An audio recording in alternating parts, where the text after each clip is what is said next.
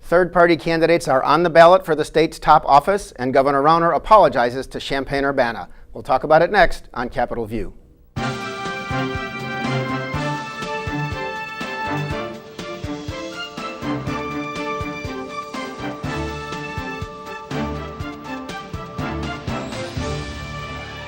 Welcome to Capitol View, the program where we talk about state issues, sometimes federal issues, and how they just might affect your life. I'm Bernie Schoenburg from the State Journal-Register.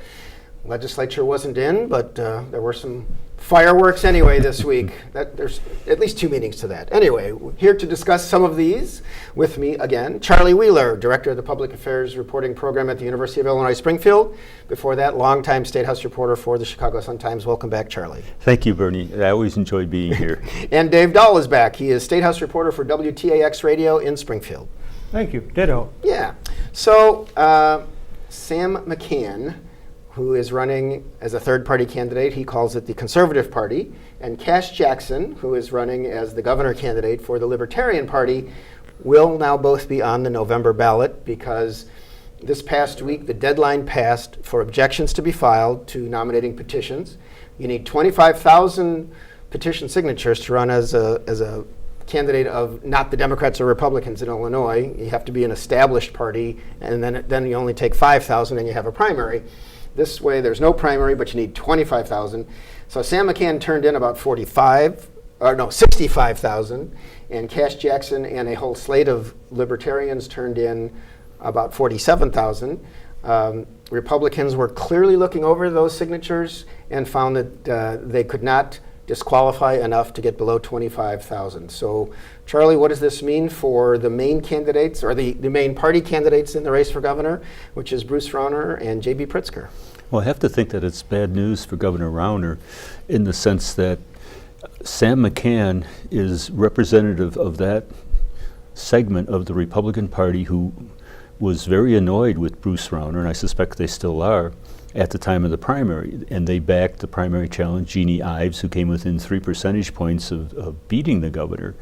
Now, I don't think the governor has done a whole lot to convince those folks that they should be for him. They branded him as being kind of a traitor to true Republican principles because he signed a bill making abortion coverage available to state employees and to people on Medicaid.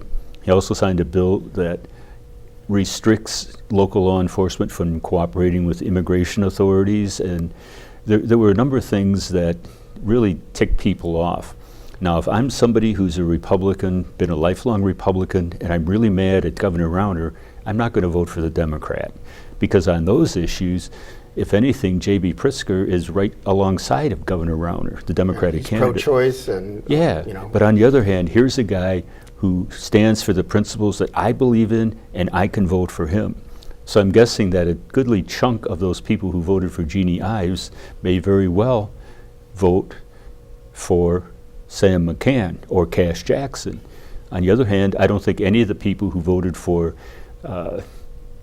Chris Kennedy or Dan Biss or any of the other Democratic candidates who lost to J.B. Pritzker, I don't see them crossing over to vote for McCann. Yeah. Dave, one thing, some people who like Sam McCann are not only the socially conservative, but Sam McCann, because there are so many union workers in his district, which includes part of Springfield, and he's from Macoupin County, south of Springfield. He broke with Rauner because he supported union priorities over Governor Rauner's priorities, particularly on the bill where the governor said it would be the worst legislation ever to allow arbitration to settle the ongoing contract dispute between the state's largest union, AFSCME, and the Rauner administration. And arbitration was not achieved. The legislation did not overcome the governor's veto, but Sam McCann voted for it in the Senate and voted to override in the Senate, where there are more Democrats. They have a clear majority, and they did override, but it couldn't be overridden in the House. Yeah, McCann's vote was meaningless. The vote was meaningless. In terms of the final result. Yeah, true. So the governor ended up winning that battle, but then backed a candidate to run against McCann in the Republican primary, a bitter primary 2 years ago. McCann ended up winning, and this year is running for governor. So is it possible any labor folks who might be conservative on social issues might vote for McCann instead of Pritzker? Because Pritzker is clearly pro-labor. He talks about it. He gets a lot of labor backing. And McCann has oddly, the backing, or interestingly, the backing of Local 150 of Operating Engineers, which is a big union that donates politically to both sides. But they also back Pritzker, and they've given McCann $50,000, and a national union associated with Operating Engineers has given McCann $100,000. So yeah, that's interesting. If the choice is between Pritzker and McCann, does it really matter who you're voting for? I think you're right. I think the union people will have that choice. Certainly, as you drew out earlier, if Sam McCann had cast a vote the way the governor wanted to, he'd be voting against many of his constituents, it could be argued. And of course, then the governor went nuclear on him, as you said earlier. And so it's really going to be a fascinating race to see who has helped, who's hurt by McCann and Jackson. Yeah, and I don't think many will predict either McCann or Jackson to win. Absolutely, and libertarians have been on the ballot before but haven't scored particularly well. Cash Jackson is relatively unknown, other than, what was his name before he changed it a year ago? Benjamin Winterweedle. Right, and he changed it to Cash Jackson partly because one of his parents liked the name Johnny Cash, but he used a K for Cash. Anyway, he also has some problems. He told reporters the day he filed his petitions that he's behind several $1,000s on child support payments, and he thinks the child support and family law system is unfair to fathers, and he's out to fix that, but he may have some trouble in court. Charlie, Sam McCann going to be more of a factor, or Cash Jackson, or neither one? Well, I would guess probably to the extent either it would be Sam McCann. And I think, as I said earlier, I think people who are more motivated by social issues are going to see McCann as somebody who represents the values that they believe in, as opposed to either Rauner or Pritzker. And so, in the sense that in Illinois, historically, social conservatives tend to be more Republican than Democrat, these are people that probably, with the absence of third-party candidates, would hold their nose and vote for Bruce Rauner. Right, understood. There is another race where there is a candidate on the ballot who is in the Republican Party. His name is Arthur Jones. He's in the 3rd Congressional District, which is overwhelmingly Democratic. The incumbent there is Dan Lipinski, who is a conservative Democrat. He's pro-life, for example. His father, Bill Lipinski, was a congressman for many years, and then Dan was named to take his place. But there's a guy named Arthur Jones who is a Holocaust denier, has been a leader of a Nazi movement in America years ago. He doesn't call himself a Nazi anymore, but he uses very language very negative about Jews and gay people running the major parties and things like that. And he is the Republican nominee on the ballot. And there was a Politico story about that this week nationally. Ted Cruz, the very conservative United States Senator who's running for re-election in Texas, said in a tweet that either people in that, he's disgusted that a Nazi is on the Republican ballot for Congress in Illinois, and that people should either write somebody in or vote for Lipinski, the Democrat. Governor Rauner was in Champaign this week and asked about that. He didn't endorse voting for Lipinski, but now clearly says people should write in somebody, and he said he has denounced this Nazi sympathizer in the past. Charlie, your thoughts on is this going to be a drag on the governor? Clearly there's some national publicity that he didn't need. There were stories on CNN, for example, and I know Politico and perhaps some others. No, I look at it as it's not going to be a drag on him as much as I look at it as a major follow-up, an egg on the face for the Republican Party. I'm not sure, but I believe you only need 5,000 signatures to get on the ballot. In that district, Republicans, they couldn't take the effort or the time to find somebody who was going to be a sacrificial lamb, because there's no way they're going to beat Lipinski. Find someone who would take one for the team, and yeah, I'll run, you get the petitions, get me on the ballot, and block Arthur Jones. Who has tried to run many times. Yeah. And he kind of snuck up on him. They weren't ready for it. So I blame the Republican Party apparatus for not doing their homework and not doing due diligence and not keeping this guy off the ballot. Yeah, and of course the Pritzker campaign, accused Bruce Rauner of not denouncing him enough for finding a candidate. Rauner says they're lying about me because I denounced him right away, weeks ago when he filed.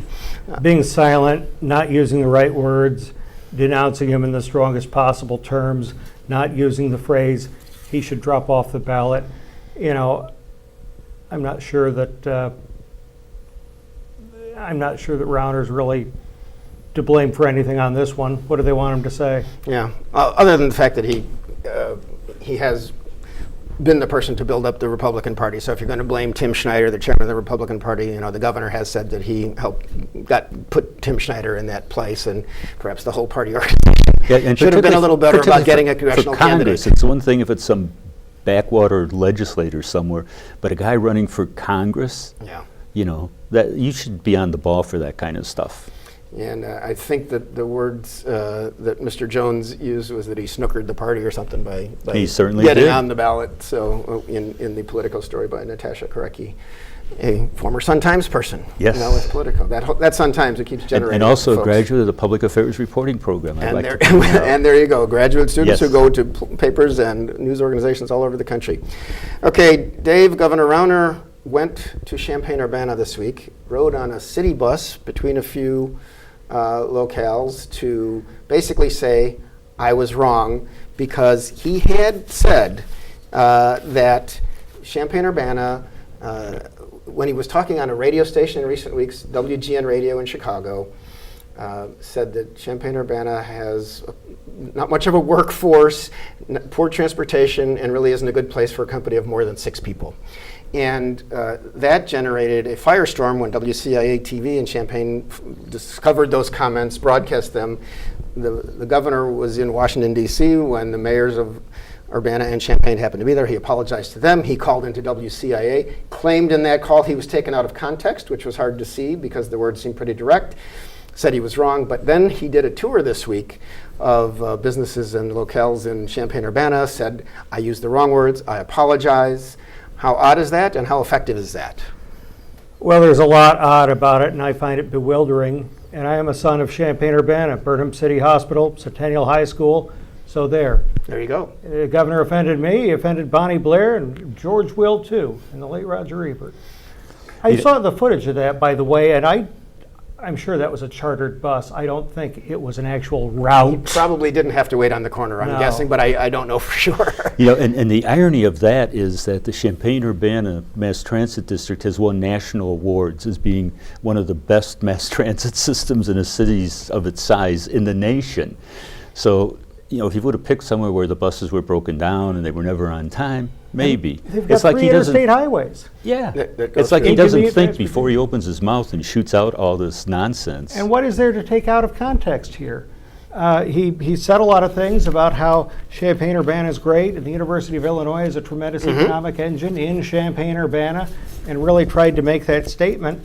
But how does that undo what he already said on WGN in Chicago? Right. Well, Not and much like of he a said workforce. before, it's too bad the University of Illinois doesn't have a campus in Chicago. Yeah, well, and actually he's bringing some University of Illinois functions to that new location. Yeah. And some would say you know, it's to the detriment of Champaign-Urbana, that he's trying to weaken the downstate communities in favor of Chicago. Yeah, some of his exact words, it's very hard to keep a company of more than 6 people here, he said at the time. And I think he took a tour of a place, I don't remember the name of it, but it has like 1,000 workers. Yeah. He took a tour of Wolfram that has 400, and that's the one where the lady was gave a PowerPoint and was quite upset with the governor and said, we have no problem attracting people Yeah, now, internationally. this being the political season, the Pritzker campaign, J.B. Pritzker, they've already put out an ad. I saw it July 4th on TV, not a public station, because, these ads run on all those for-profit stations, but it shows a picture of Governor Rauner. It says, here's what he really thinks of downstate. It quotes, it has his voice talking on WGN radio, and then it has Mark Maxwell, a reporter in Champaign, WCA, who broke the story, related what the governor had said, saying, people around here are really upset about this. So I think Mark felt a little funny being part of the ad when I told him this. But you can see that the governor, is the damage control adequate? I don't know. I'm not in a good position to judge. I would say that, from my perspective, all the things that the governor has working against him, all the screw-ups, pardon the expression, that he's made since he's been governor, this doesn't rank very high on the list. Yeah, but on WGN, the governor sure didn't sound like someone who cared about getting votes in Champaign-Urbana. Interesting. It has been a year since the General Assembly passed the first full budget since Governor Rauner took office. They did it over the governor's veto. They overrode it. It was a very hard vote for those 10 or 11 or 12 Republicans who joined Democrats to get this done. Our state finances are not perfect, and this year, this summer, the General Assembly agreed with the governor on a budget, passed it, he signed it. Charlie, a year later, how are things looking fiscally in the state of Illinois? Because so many people say the state is a terrible place fiscally. Well, I think things are a lot better than they were a year ago this time. Just having a budget in place gives you some sense, some direction. Now the budget has got its weak points. The Civic Federation, for example, put out a report and analyzed, here are some iffy things in terms of the revenue coming in. Well, they're still counting on getting, $300 million from selling the Thompson Center, which we've sold for the last, 3 or 4 years. In other words, put it in the budget Yeah. and the money's never realized. And they're also counting on saving several $100 million from having people take advantage of a pension buyout that would reduce the cost for the pension systems. There's some question whether or not, in the first place, how many people are going to do that? In the second place, is it even going to be ready to go this fiscal year? Will all the preparations and all the actuarial studies and everything, can that even be accomplished in this fiscal year? Then they didn't put $300 million or so in there to pay for step increases, which a court has ordered the state to do.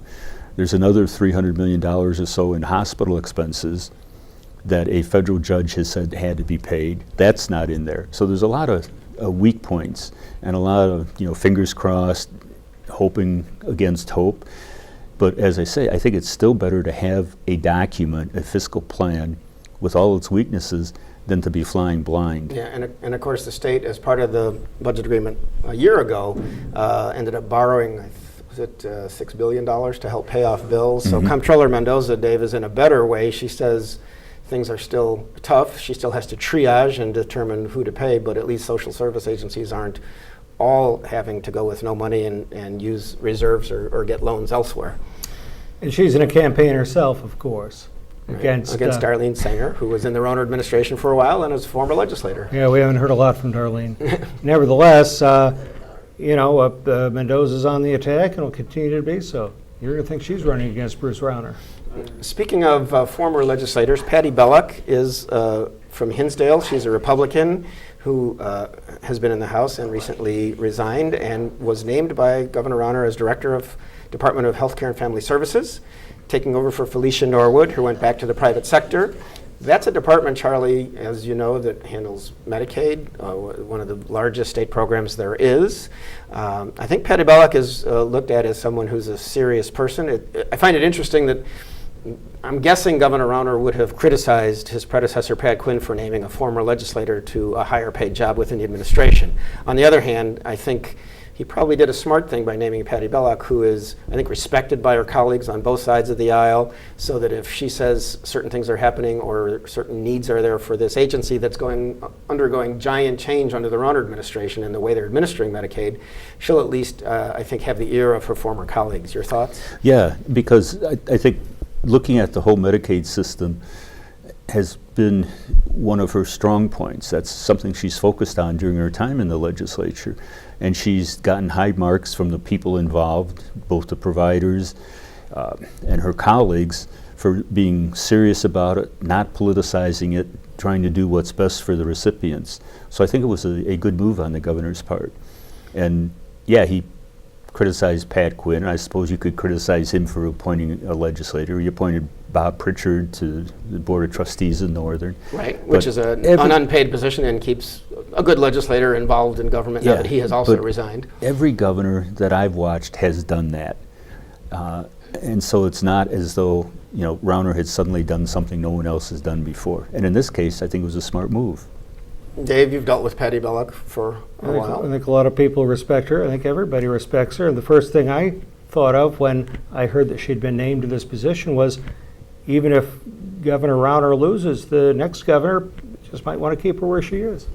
If she wants to keep working, because people thought maybe she had enough of state government, but as I think she said in an interview with you that I heard, may very well be. She said, she's the kind of person that likes to be active and would find something to do. She did say that when she told Leader Jim Durkin that she wasn't seeking another term, that his response was, well, don't retire completely. We still need your energy. And there it is. Yeah. And so we will, assuming I'm guessing she'll be easily confirmed by the Senate and move forward. Something else that, as we tape the show, there's a bill sitting on Governor Rauner's desk, which would over a few years raise minimum teacher salaries in public schools to $40,000. Andy Manar, state senator from Macoupin County, Bunker Hill, is the sponsor of that. He was also, of course, the sponsor of the change in the school aid formula. He's for it. He thinks we have a teacher shortage, and this is a way to show even new graduates in education that Illinois is a good place to work. Governor Rauner, in his comments in Champaign, made it very clear that he doesn't like mandates. So I guess if we're predicting, it might be that he won't go, he sees this as a mandate and maybe more local control. Thoughts? I don't understand how the bill is not an unfunded mandate. Yes, there is more money coming to schools, but then here's this program, which a lot of people say sounds good, but if you're not for unfunded mandates, this would be an exception, I think. And why would the governor sign it as is anyway? Well, I think one of the impacts it would have would be under the new school aid formula, there are a host, several dozen different criteria that measure what is adequate. And so if teachers' salaries were increased, then the cost of providing teachers would increase, and therefore what you needed to be adequate would increase. And so some school districts would be entitled to more state aid because of this change, not enough to cover the increased cost. What I don't know and I've not seen is how many school districts are there in the state of Illinois that do not pay starting teachers at least $40,000? My guess is nowhere in the Chicago area. Right. I think downstate, though, probably There's probably some downstate, yeah. It's going to be a tough one to swallow for some, but I think someone either asked at a meeting or did a story about District 186, and I think the amount was something on the order of $100,000 or $150,000, which, given the scale they operate on, is not really that big in terms of the extra money that it would cost them. Yeah. So I always say at the opening of the show, we sometimes discuss federal issues. Tariffs have become a big thing. There are races for Congress going on around Illinois, including Rodney Davis versus Betsy Dirksen-Londrigan in the 13th congressional district, including Springfield. Canada, China, Mexico, we've imposed some tariffs on them through President Trump's action. They're in the process of or have threatened or have imposed tariffs on products here, including pork and perhaps soybeans. Charlie, any thoughts on if this will have any effect on, I don't know, state races in addition to the congressional races this time around? Well, I think it's going to be really hard for Illinois farmers if, in fact, China goes through with these onerous tariffs on soybeans, pork. They are, ironically, if I'm not mistaken, Canada, Mexico, and China are the three biggest customers that we have for exporting our goods. And soybeans is a big part of that. So anything that would cause the soybeans to have an oversupply and therefore the demand to not match the supply and the costs to go down, it's going to hurt Illinois farmers. So I think it's not good for us. And I think the Chinese government understands very well the political dynamic in the United States. They chose products that particularly are made in the heartland, in the areas of the states. It doesn't really affect the two coasts, the coastal elites, but the middle America folks who by and large supported President Trump and not Hillary Clinton last time around. They've designed their tariffs to particularly hurt those areas. Well, we'll again see where it goes as it plays out politically, because people have chosen sides, it seems, in who they voted for and who they still like, and we'll see where it goes. Dave, you were among the reporters in the room when the governor took part in some kind of a national tour being led by a 99-year-old man in a wheelchair and his son. He's named Sidney Walton. He's a World War II veteran.